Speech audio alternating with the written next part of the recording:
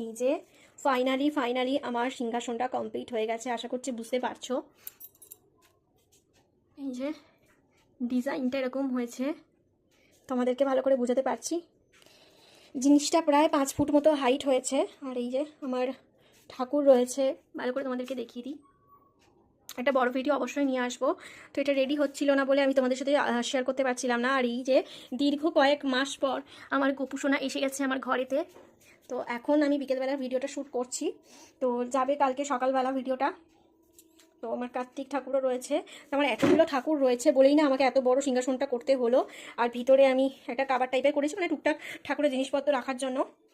তো এইটা আমার অ্যাট লাস্ট হয়েছে সিংহাসনটা, যেটা বানানো দেখা অবশ্যই জানিও, ভালো লাগলে লাইক করে দিও, শেয়ার করো সবাইকে, সবাই যাতে দেখে আইডিয়া পায় সিংহাসনটা সম্বন্ধে।